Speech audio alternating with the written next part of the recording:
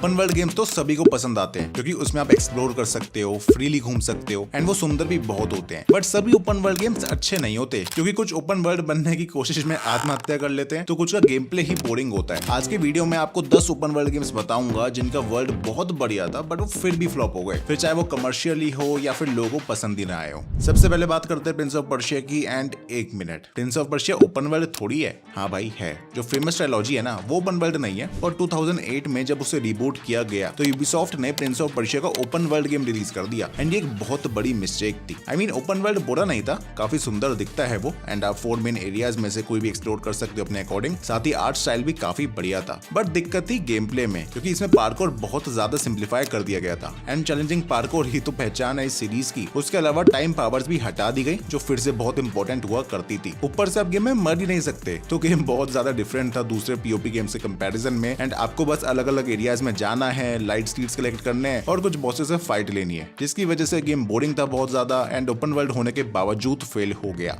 List में next आता है माफिया 3। एंड इससे पहले कि आप कमेंट में गाली देने जाओ, भाई जितने बड़े फैन आप हो ना माफिया सीरीज के, उतना बड़ा फैन मैं भी हूँ। एंड इसलिए कह रहा हूँ कि माफिया 3 में बहुत सुंदर ओपन वर्ल्ड होने के बाद भी वो अच्छा गेम नहीं था। बेसिकली माफिया 2 से हमारी एक्सपेक्टेशंस बहुत ज्यादा बढ़ गई थी in terms of story, characters end game play. और इसलिए जब 7 साल बाद माफिया 3 आया तो उम्मीद बहुत थी। अब गेम है एक ओपन वर्ल्ड क्राइम गेम, तो इसकी सिटी बहुत सुंदर है, काफी डिटेल्ड बनाई गई है एंड रात के टाइम तो स्पेशली काफी बढ़िया लगती है। साथ ही साउंड ट्रैक भी जबरदस्त है। बट इसकी स्टोरी एंड गेम प्ले में दम नहीं था क्योंकि एक सिंपल सी रिवेंज वाली स्टोरी थी जहां आपकी फैमिली को एक गैंगस्टर ने मार दिया और अब आप बस उस गैंगस्टर को खत्म करने निकल पड़े हो। चलो रिवेंज स्टोरीज भी काफी अच्छी हो सकती हैं अगर उसमें बहुत सारे plot twist and unexpected moments हो, जैसे कि मिर्जापुर का सीजन 2। बट इसकी स्टोरी में कुछ भी नहीं है और गेम प्ले तो उससे भी ज्यादा बोरिंग क्योंकि वो बहुत रेपिटेटिव है। आपको एक ही टाइप का मिशन 20 बार करना पड़ेगा एंड तभी आप प्रोग्रेस कर पाओगे, जिसकी जरूरत होनी नहीं चाहिए। इसलिए जब मैंने गेम खेला तो भाई 25 घंटे लगे थे इसे पूरा करने में एंड मैं लिटरली रो गया था कि भाई ये दुख खत्म काहे नहीं हो रहा। कायदे से सिर्फ 10 घंटे का गेम होना चाहिए था, बच्चों 15 घंटे तो बस रेपिटेटिव मिशन ही करे हैं। फिर नेक्स्ट आता है होम फ्रंट द रेवोल्यूशन। अब जिनको होम फ्रंट सीरीज के बारे में नहीं पता तो ये सीओडी सीरीज की तरह शुरू हुई थी जहां थोड़ी सी फ्यूचरिस्टिक सेटिंग है और वहां आप कोरियन आर्मी के अगेंस्ट लड़ रहे हो जिसने वेस्टर्न अमेरिका को टेक ओवर कर लिया एंड ये first person open world shooters हैं। तो इसका फर्स्ट गेम डिसेंट था, जिसके बाद home front the revolution announce हुआ बट उसमें उतना मजा नहीं आया क्योंकि उसमें उन्होंने नॉन लीनियर स्टोरी डाल दी थी। इसमें गेम प्ले में बहुत प्रॉब्लम्स थी, लाइक कंट्रोल्स इतने अच्छे नहीं बनाए जिस वजह से नॉर्मल शूटिंग करना भी मुश्किल हो रहा था एंड दुनिया भर के बग्स और ग्लिचेस तो थे ही। बट हाँ, गेम प्ले के उलट इसका ओपन वर्ल्ड काफी अच्छा था जो आज भी बढ़िया दिखता है। यहाँ आप सेफ हाउसेस में घुस रहे हो, स्ट्रॉन्ग होल्ड्स में अटैक कर रहे हो एंड काफी कुछ है एक्सप्लोर करने को एक्चुअली, बट खेलने में मजा नहीं आता। वेल नेक्स्ट है हमारी लिस्ट में वॉच डॉग्स लीजन, जो कि वॉच डॉग सीरीज का 3rd पार्ट है एंड रिसेंटली ही आया था। अब यूबीसॉफ्ट का गेम है तो ऑब्वियसली ओपन वर्ल्ड तो बढ़िया होना ही है क्योंकि ये लोग ओपन वर्ल्ड तो बढ़िया बना लेते हैं। बस हाँ, सेम बात गेम के लिए नहीं कही जा सकती। बेसिकली ये एक 3rd person action adventure game है जो थोड़ा फ्यूचर में सेट है और आप टेररिस्ट के अगेंस्ट लड़ रहे हो। अब इसका गेम प्ले अच्छा है क्योंकि आप थ्रू आउट द वर्ल्ड कुछ भी हैक कर सकते हो, बट प्रॉब्लम आती है कैरेक्टर्स एंड स्टोरी में। यूबीसॉफ्ट ने एक अलग ही कंसेप्ट बना दिया कि आप एनपीसीज को रिक्रूट करके उन्हें कंट्रोल कर सकते हो, यानी कि इसका कोई प्रोटैगनिस्ट ही नहीं है, जिसकी वजह से आप इमोशनली कनेक्ट नहीं कर पाते स्टोरी से एंड ये बोरिंग फील होता है। यही रीजन है कि गेम फेल हो गया। बट हाँ, थोड़ी बहुत तारीफ भी कर लेनी चाहिए। तो इसका ओपन वर्ल्ड बहुत ज्यादा सुंदर है, काफी सुंदर लंदन दिखाई गई है जिसमें आपको विक्टोरियन आर्किटेक्चर मिल जाएगा बिल्डिंग्स पे एंड वर्ल्ड भी काफी ज्यादा पॉपुलेटेड है। सुपरमैन रिटर्न्स मूवी पे बेस्ड गेम है जो बस कैश ग्रैब करने के लिए बनाया गया था। अभी 2006 का गेम है तो इसलिए ग्राफिक्स को जज मत करना, बट ओवरऑल गेम की बात करें तो इसका बेस्ट पार्ट ये है कि आप सिटी में उड़ सकते हो एंड अपनी लेजर आइज यूज कर सकते हो। बट प्रॉब्लम ये है कि सिटी में करने को है ही नहीं कुछ, मतलब बहुत कम लोग या फिर कार्स ही दिखेंगी एंड एक्टिविटीज भी कुछ नहीं है। तो देखा जाए बहुत सुपर हीरो गेम्स आए बट बहुत कम ही चल पाए। अरखम नाइट वाला बैटमैन एंड इनसोम्नियक का स्पाइडरमैन ही एग्जांपल आ रहा है मेरे दिमाग में। अब ऐसे तो अगर आप क्रोनोलॉजी समझो ना, देन ड्राइवर 2 GTA 3 से पहले आया था एंड उस गेम ने 3D ओपन वर्ल्ड को इंट्रोड्यूस कराया बट वो हिट नहीं हुआ। फिर GTA ने बाजी मार ली एंड उसके बाद क्या हुआ आपको पता ही है। नहीं पता तो GTA की कंट्रोवर्शियल राइज वाली वीडियो देखना। खैर, ड्राइवर सीरीज के पास फिर से एक मौका था GTA को टक्कर देने का जब उन्होंने ड्राइवर 3 लॉन्च किया इन 2004, बट वो वैसा नहीं निकला जैसा उम्मीद थी। मतलब इसमें 3 सिटीज थी जहां पे एक्सप्लोर कर सकते हो, रियलिस्टिक व्हीकल्स जहां आप मिशंस एंड रेसेस कर रहे हो। बट मेन प्रॉब्लम आ गई इसके गेम प्ले एंड कंट्रोल्स में, क्योंकि इसके कंट्रोल्स बहुत ही अजीब है जिसकी वजह से गेम अनरिस्पॉन्सिव हो जाता है एंड आप सही तरीके से ड्राइव भी नहीं कर पाते। साथ ही ओपन वर्ल्ड भी बहुत डल था क्योंकि एनपीसीज बहुत कम थे, ट्रीज एंड बाकी के विजुअल्स बहुत डल लगते थे, जिसकी वजह से गेम एक डिजास्टर था। बेसिकली इस गेम को बहुत जल्दी में रिलीज किया गया था to meet a deadline and उसी चक्कर में शुरू होने से पहले ही डेड हो गया। द अमेजिंग स्पाइडरमैन गेम 2012 में आया था, जो कि ऑब्वियसली उसकी मूवी पे बेस्ड था एंड ये वही जमाना था जब लोग मूवी के नाम पे एक मीडियोकर गेम बेचने की कोशिश करते हैं ताकि कुछ पैसे कमा सके। ये गेम भी वैसा ही था जहां आप ओपन वर्ल्ड में फ्रीली स्विंग तो कर सकते हो, बट बाकी एस्पेक्ट्स में कुछ खास नहीं है। It doesn't add anything to the Spiderman franchise. Popular villains नहीं दिखाए गए, साइड मिशंस रिपीटेटिव थे एंड इसका कॉम्बैट और स्टेल्थ सिस्टम अरखम सिटी से लिया गया था। साथ ही गेम देखने में कोई हाई एंड गेम नहीं लगता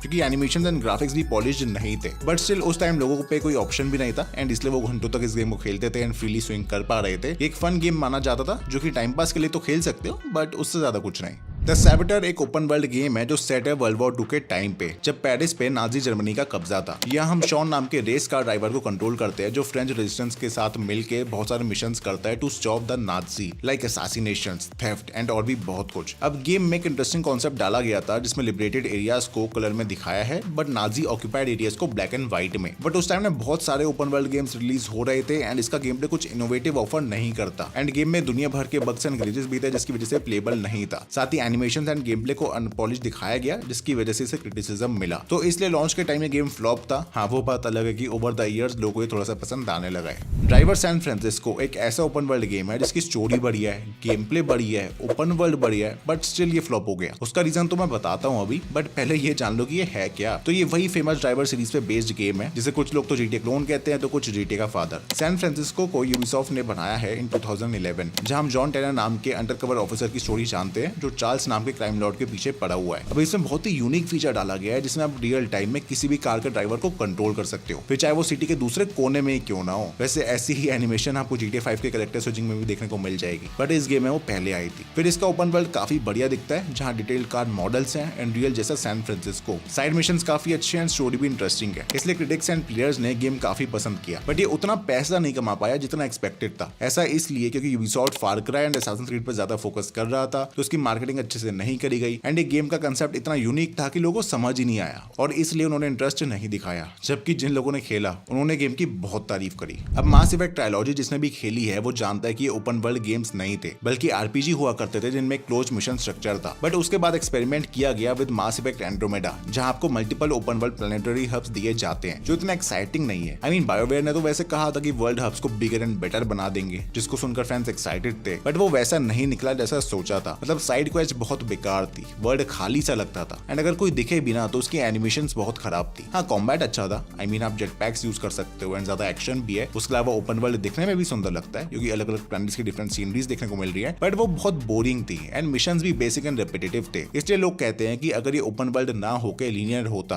तो बेटर रहता। तो ये थे वो 10 ओपन वर्ल्ड गेम्स जो कि फ्लॉप हो गए। अगर आपको अमंग अस का राइज एंड फॉल जानना है तो लेफ्ट वीडियो देखो और जीटीए की कंट्रोवर्शियल राइज जानने के लिए राइट वीडियो देखो। ये वीडियो अच्छी लगी तो लाइक करो, चैनल को सब्सक्राइब करो और मिलता हूं आपसे अगली वीडियो में। तब तक के लिए टाटा बाय बाय।